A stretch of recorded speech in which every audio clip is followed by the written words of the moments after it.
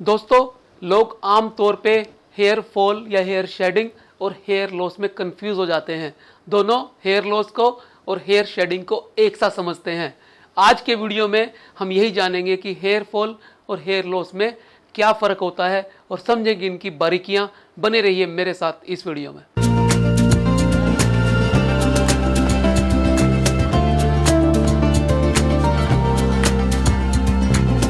दोस्तों, जब व्यक्ति वॉश बेसिन में, ब्रश में और बिस्तर पर बालों को पड़ा हुआ देखता है, झड़े हुए बालों को देखता है, तो वो चिंताग्रस्त हो जाता है, वो तनाव में आ जाता है, वो परेशान हो जाता है, क्योंकि वो अपने बालों को अपनी सुंदरता के साथ जोड़कर देखता है, जो कि स्वाभाविक भी है। दोस्तों, विज्ञान के हिसाब से 50 से 100 बालों का झड़ना एक दिन में नॉर्मल माना जाता है, और 100 बालों से ज़्यादा यदि झड़े तो उसे एक्सेसिव हेयर लॉस या हेयर फॉल कहा जाता है। तो आज के वीडियो में हम जानेंगे हेयर फॉल में और हेयर लॉस में क्या अंतर होता है, जबकि इन दोनों के बीच में एक महीन लाइन होती है और आम आदमी हेयर फॉल को या हेयर शेडिंग को और हेयर लॉस को एक साथ समझता है, लेकिन उन दोनों में बहुत से भेद हैं। आइए जानते हैं वो भेद क्या क्या हैं। दोस्तों, पहले समझते हैं हेयर शेडिंग या हेयर फॉल क्या होता है।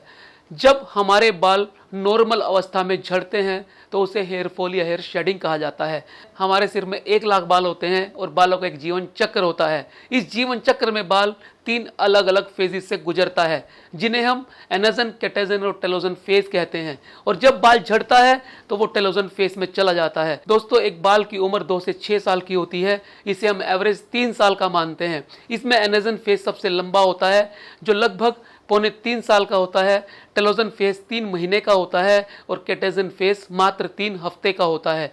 जब बाल झड़ने की अवस्था में आता है तो उसे टेलोजन फेज कहा जाता है, और जब यह बाल झड़ जाता है तो दोबारा वो एनाजन फेज में चला जाता है, जिसे हम ग्रोथ फेज भी कहते हैं, और बाल धीरे धीरे बढ़ता चला जाता है। इस तरह से एक मनुष्य को 20 से 25 साइकिल मिलते हैं, जिन्हें हम हेयर साइकिल ऑफ हेयर कहते हैं।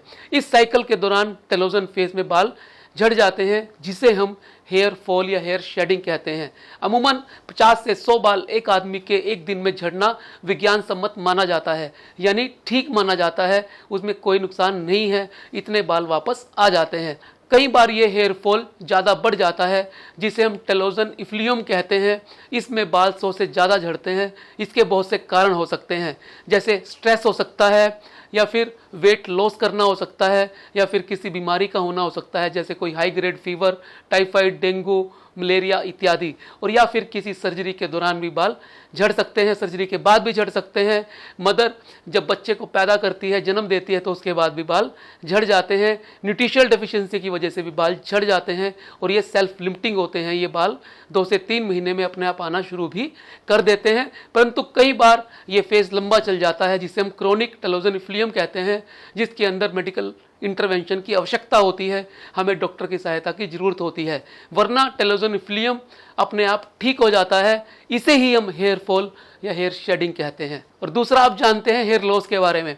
दोस्तों, हेयर लॉस का अर्थ ये है जब बाल एनाजन फेज से ही चला जाए, यानी ग्रोथ फेज में से ही निकल जाए, जबकि हेयर फॉल में बाल टेलोजन फेज में जाता है। यही फर्क है हेयर फॉल में और हेयर लॉस में।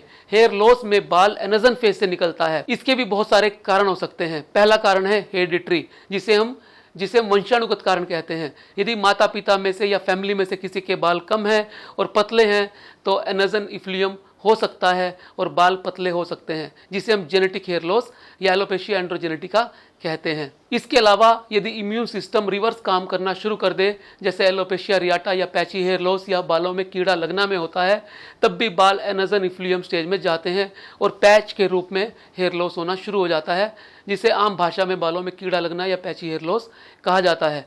दोस्तों, ये भी एक हेयर लॉस है, ये हेयर फॉल की कैटेगरी में नहीं आता, क्योंकि इसमें बाल एनाजन फेज में ही निकलने शुरू हो जाते हैं। इसके अलावा कुछ ड्रग्स भी ऐसी हैं, कुछ दवाइयाँ भी ऐसी हैं, जिनकी वजह से बाल जा सकते हैं। जैसे कीमोथेरेपी के अंदर जो दवाइयाँ दी जाती हैं, उसके अंदर भी बालों में alopecia रियाटा, alopecia totalis, alopecia universalis हो सकता है। ये भी एनाजन इफ्लियम होता है। दोस्तों, अलग अलग किस्म की हेयर स्टाइलिंग भी हेयर लॉस का एक कारण होता है। जैसे ट्रैक्शन एलोपेशिया, जब बालों को कस के बांधा जाता है तो फ्रंटल हेयर लाइन पीछे होनी शुरू हो जाती है, ट्रैक्शन की वजह से एलोपेशिया हो जाता है, बालों के खींचने की वजह से एलोपेशिया हो जाता है, हेयर स्टाइलिंग की वजह से, ज़्यादा क्लिप्स वगैरह लगाने की वजह से भी एलोपेशिया हो जाता है, जिसे हम फ्रंटल या ट्रैक्शन एलोपेशिया कहते हैं।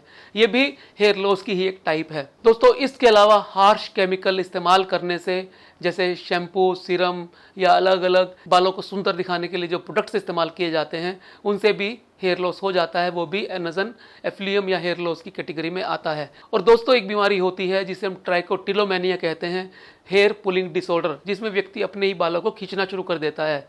ये भी एक हेयर लॉस की ही टाइप है।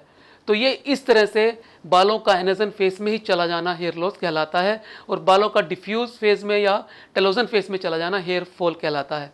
मैं उम्मीद करता हूं आप समझ गए होंगे कि हेयर फॉल में और हेयर लॉस में क्या डिफरेंस है। हेयर फॉल अपने आप ठीक हो जाता है, हेयर लॉस ठीक करने के लिए डॉक्टर की सहायता की आवश्यकता पड़ती है।